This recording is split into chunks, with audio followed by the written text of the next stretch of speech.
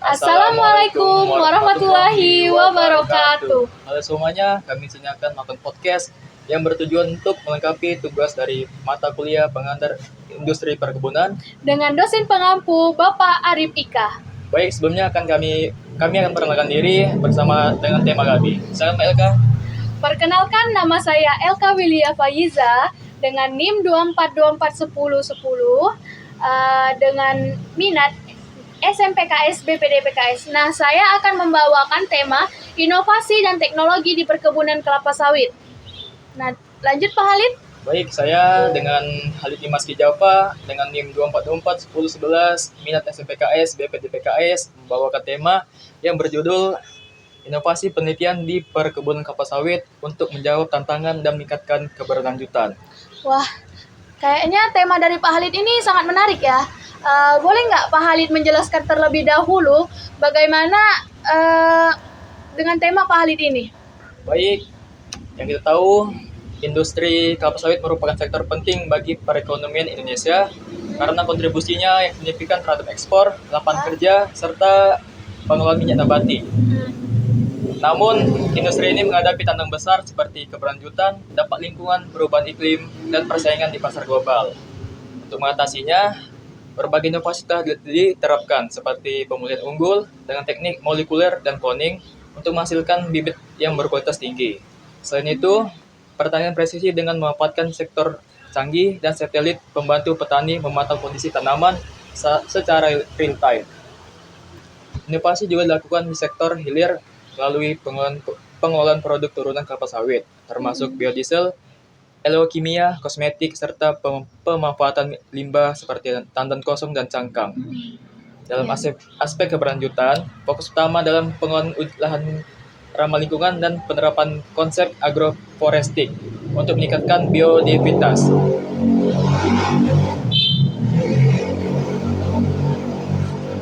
Ya, Pak Halid. Upaya pengurangan emisi karbon melalui teknologi juga menjadi perhatian utama untuk minimalkan dampak perubahan iklim. Dengan pendekatan inovatif dan keberlanjutan sektor lapangan sawit dapat terus berkembang secara bertanggung jawab dan memberikan manfaat ekonomi sekaligus. Jadi gitu Mbak Elka. Wih, sangat menarik nih Pak Halid. Nah, saya ada pertanyaan nih Pak Halid. Jadi pertanyaannya, apabila perkembangan kelapa sawit tidak bisa menangkal isu negatif, apakah yang dapat Bapak lakukan? Jadi langkah yang pertama saya lakukan yaitu yang pertama penguatan praktik berkelanjutan, yang kedua edukasi publik dan kampanye positif, yang ketiga kemitraan dengan komunitas lokal, yang keempat penanganan isu lingkungan secara proaktif, yang kelima kolaborasi internasional, dan yang keenam manajemen krisis. Wah. Jadi begitu Mbak Elka untuk menjawab pertanyaan dari Mbak. Makasih ya Mas, udah menjawab pertanyaan dari saya. Nah, Jadi sekarang giliran Mbak Elka nih yang akan menjelaskan temanya. jadi saya akan membawakan tema inovasi dan teknologi di perkebunan kelapa sawit. Perkebunan kelapa sawit adalah sektor strategis bagi perekonomian Indonesia, tetapi menghadapi tantangan seperti efisiensi, keberlanjutan, dan dampak lingkungan.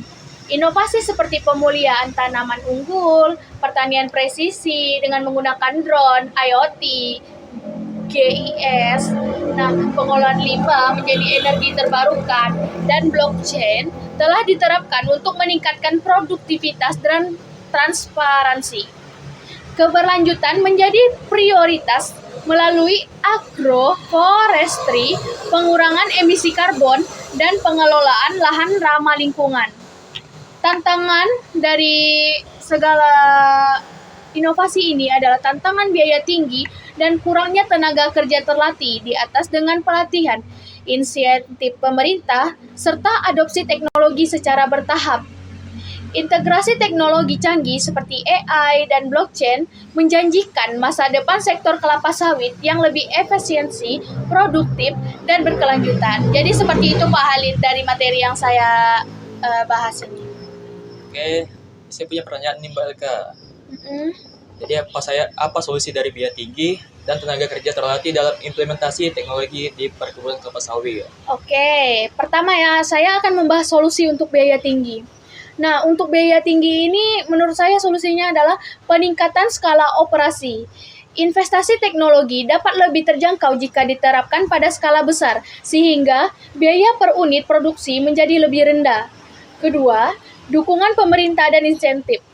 Subsidi teknologi untuk membantu mengurangi biaya awal investasi dan insentif pajak untuk keringanan biaya impor untuk alat dan teknologi pertanian canggih.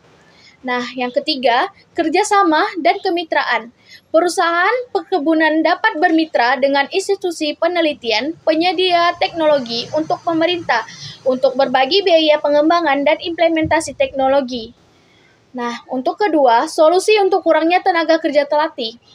Yang pertama itu ada dengan program pelatihan dan pendidikan. Menyediakan pelatihan berkelanjutan bagi petani dan pekerja untuk meningkatkan pemahaman mereka tetap terhadap penggunaan teknologi, mengintegrasikan kurikulum berbasis teknologi dalam institusi pendidikan agrikultur. Nah, kedua ada kerjasama dengan akademis dan institusi pelatihan, bermitra dengan universitas dan lembaga pendidikan untuk menciptakan program pelatihan khusus teknologi pertanian.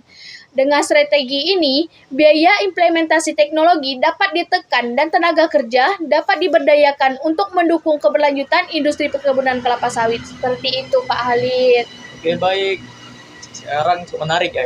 Iya, sangat menarik ya. Ya, dia nyambung itu tentang teknologi di kelapa sawit. Oke, sekian dari podcast kami. Jika ada kata yang menyakiti Anda sekalian, mohon Dan maaf. maaf jika ada salah kata dan keliru kata yang kami ucapkan. Sekali lagi kami memohon maaf karena tidak ada yang sempurna di dunia ini. Sekali lagi kami minta maaf. 1, 2, 3. Assalamualaikum warahmatullahi wabarakatuh.